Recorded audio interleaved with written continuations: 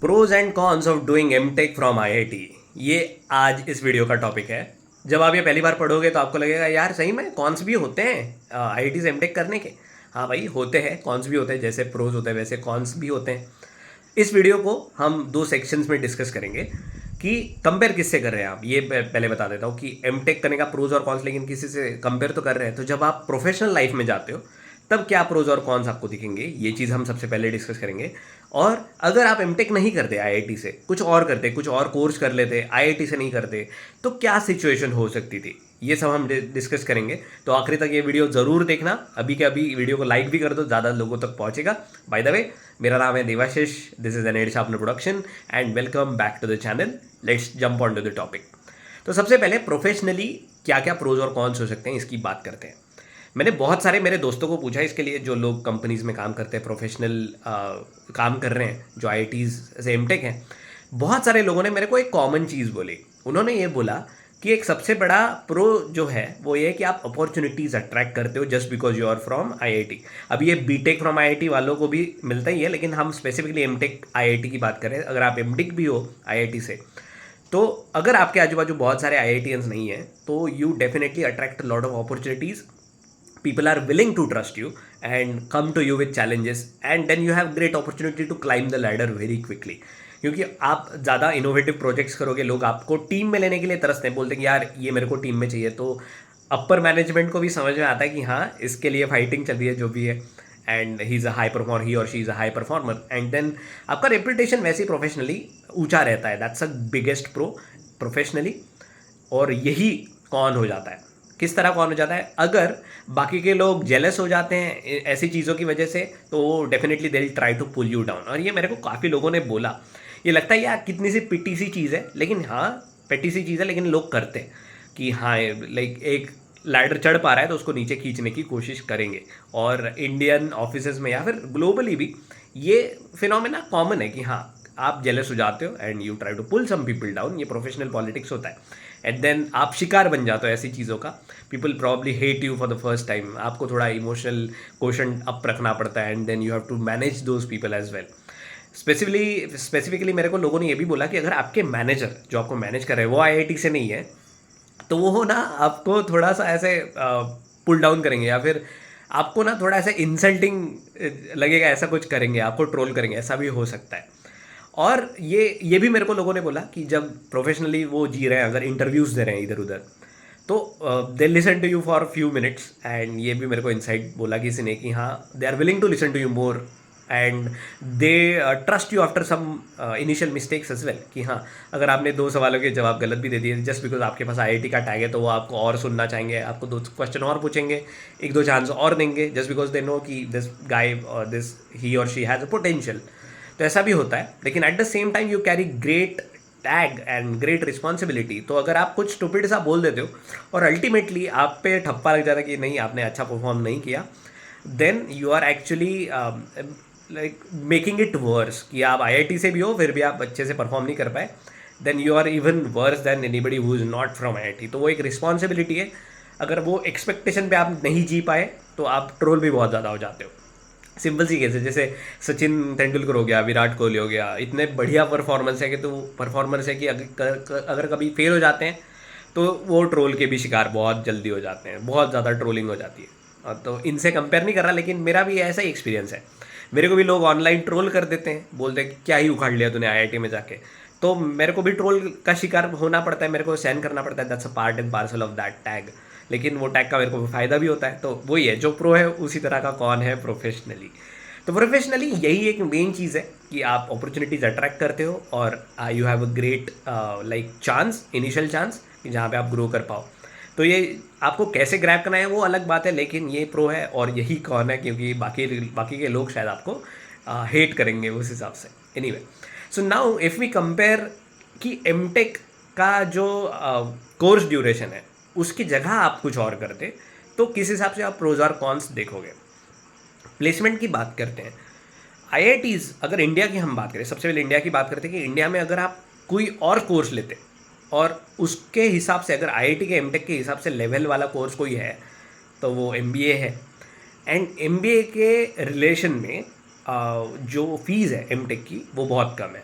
And you will see that significant difference. तो जो investment है उस एजुकेशन में वो कम है, तो this is a great pro. MBA में इंजीनियर्स बहुत ज़्यादा है, एंड यू नो कि बहुत सारे इंजीनियर्स एमबीए करते हैं और बहुत सारे इंजीनियर्स ऑफकोर्स एमटेक करते हैं। तो as an engineer MTech is a relatively easier course than MBA. Easier मतलब आपको जो नॉलेज आपका बिल्ड हो रहा है वो आपके प्रीवियस नॉलेज पे हो रहा है, not necessarily MBA is a different kind of skill altogether. आपको बहुत सारी नई चीज़ें सीखनी पड़ती हैं, and then you have to like prepare for altogether a different kind of an exam. Whereas GATE के लिए प्रिपेयर करना थोड़ा रिलेटिवली आसान हो सकता है किसी ऐसे के लिए कि जिसने बीटेक बहुत शिद्दत से अच्छे से किया है। But any way that's the fees part.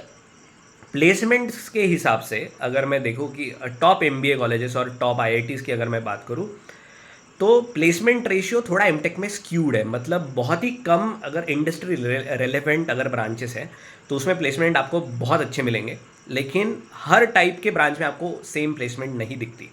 Where as MBA में ये जो स्क्यूनेस है, जो ये डिफरेंस है, ये थोड़ा कम है। होता ही है कि एमबीए में स्पेसिफिक टाइप ऑफ स्पेशलाइजेशंस आपको दिखेंगे, और टॉप कॉलेजेस में अगर आप जाओगे तो आप ये समझ सकते हो कि you land up in a good job and आप मैनेजरियल पोजीशन पे वैसे ही चले जाते हो, and you have a like you have eventually that skill कि जो एमटेक से प्रोफेशनल लाइफ में गया वो टेक्निकल चीज़ों पे काम करेगा, लेकिन एक उम्र के बाद लोग मैनेजमेंट में ही चले जाते हैं, तो आप उसी पे जंप कर देते हो एमबीए के बाद। तो एमबीए कोर्स की और एमटेक की हम डिटेल में बाद में बात करेंगे, लेकिन ये कौन हो सकता है कि जो अपॉर्चुनिटी प्लेसमेंट अपॉर्चुनिटी है वो थोड़ा स्क्यूड है एमटेक में एमबीए से ज़्यादा।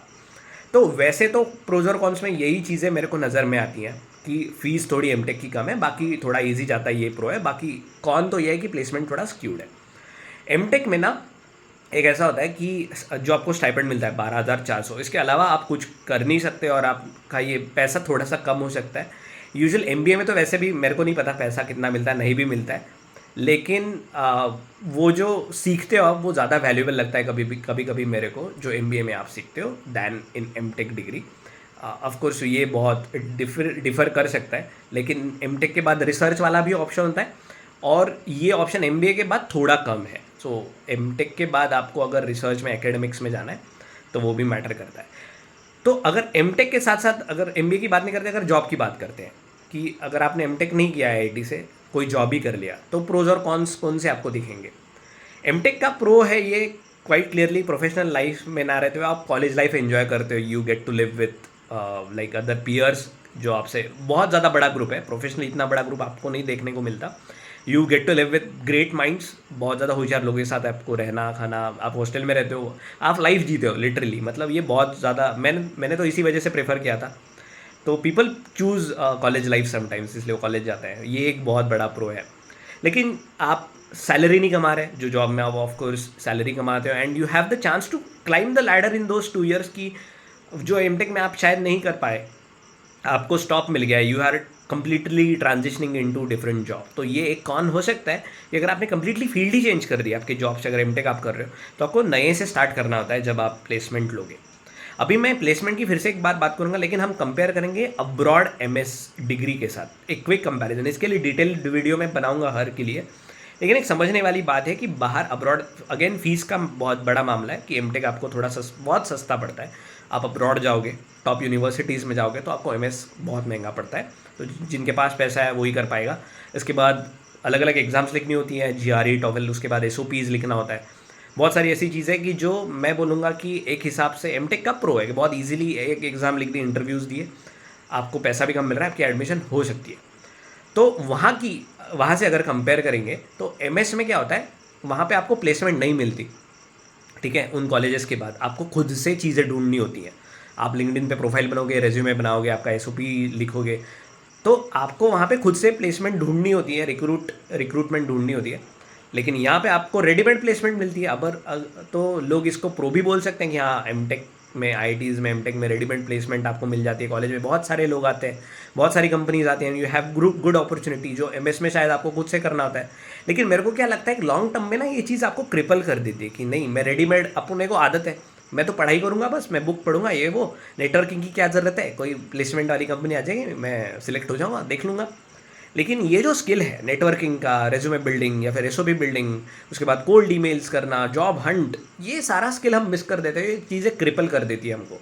तो आई वुड से कि ये जो सिस्टम है बहुत अच्छा है कि आप खुद से जॉब ढूंढो, try to see your check your worth, और ये करो बाहर जाके, आप केस स्टडी वाइज सीखते हो। मेरे को एजुकेशन के बारे में बहुत ज़्यादा नहीं पता क्योंकि मैंने खुद एमएस नहीं किया है अब्रॉड से, लेकिन I can tell you by talking to few people कि वहाँ का असाइनमेंट स्ट्रक्चर, प्लेजरिज्म या फिर जो एकेडमिक इंटेग्रिटी, ये वाली चीज़ें बहुत ज़्यादा सीरियसली ली जाती है, और उस वजह से रिक्रूटर्स का विश्वास भी बहुत ज़्यादा है वहाँ के टॉप इंस्टीट्यूट्स पे। ऑफ कोर्स आईआईटी में भी बहुत ऐसा विश्वास है, लेकिन मेरे को खुद को पता है कि आईआईटी में क्या होता था क्या नहीं होता था। सो वो भी एक फैक्टर है कि आप खुद को क्रिपल कर दो ऐसी चीज़ों से, क्योंकि आप खुद को बहुत ज़्यादा मेहनत में नहीं डालते। ऑफ कोर्स एकेडमिक प्रेशर तो होता ही है, बट वो कोर्स वाइज डिपेंड भी करता है। तो प्लेसमेंट वाली चीज़ तो डेफिनेटली आपको क्रिपल कर देती है। तो ये कुछ प्रोज और कॉन्स है। अगर ये कॉन्स देखेंगे तो आपको प्रोज भी दिखेंगे, प्रोज देखोगे तो कॉन्स भी दिखेंगे। तो यही चीज़ है। मोस्टली लोगों ने मेरे को ये भी बोला कि नहीं, कॉन्स कुछ नहीं है, प्रोज ही है। और आईआईटी में से अगर आप एमटेक कर पा रहे हो, अगर आपका बीटेक ऐसे फालतू से कॉलेज से था, टियर 3 कॉलेज से था या फिर नॉर्मल कॉलेज से भी था, तो आपको बहुत अच्छा लगेगा जब आप आईआईटी में से एमटेक करोगे, क्योंकि रिलेटिवली ये एक टॉप कोर्स है इंडिया का। तो इसलिए मैंने ऐसी चीज़ों को इसके साथ कंपेयर किया कि जो इसके लेवल के हम मान सकते हैं। एक तो जॉब कर रहे हो आप, या फिर एमबीए ही कर लेते हैं इंडिया से टॉप कॉलेज से, या फिर बाहर चले जाते हैं एमएस करने, और बाद में प्रोफेशनल लाइफ में जो प्रोज और कॉन्स है तो मैंने आपको बता दिया। तो with great power comes great responsibility. तो अगर आपको ये वीडियो अच्छा लगा तो ज़रूर लाइक कीजिए। बाय द वे, जो टेक्स्ट बुक पास है वो भी लाइव है। EDS 10 यूज़ करके आप टेक्स्ट बुक पास खरीद के बहुत सारी टेस्ट सीरीज एक ही अम्ब्रेला पे यूज़ कर सकते हो। तो if you are a GATE aspirant and if you know such a GATE aspirant, so do let them know. मैं डिस्क्रिप्शन में लिंक डाल दूंगा टेक्स्ट बुक पास की। इसमें आप कई सारी एग्ज़ाम्स की प्रिपरेशन कर सकते हो, और EDS 10 ये कोड यूज़ करोगे तो आपको 10% डिस्काउंट मिलेगा। तो बाय द वे, यहीं पे ये वीडियो मैं एंड करूँगा। अगर आपको इन स्पेसिफिक टॉपिक्स पे एक डिटेल वीडियो चाहिए तो ज़रूर मुझे कमेंट सेक्शन में बताना, और भी आपके जो भी थॉट्स हैं वो भी मेरे को बताना। मेरे को ये वीडियो बनाने के लिए बहुत सारे मेरे दोस्तों ने हेल्प की, तो I am thanking everybody of those, and I send them this video. और काफ़ी अच्छा लगा सबसे बात करके फिर से, एंड मिलेंगे जल्दी ही एक नए वीडियो के साथ। तब तक के लिए ज्ञान पीते रहिए। Bye bye.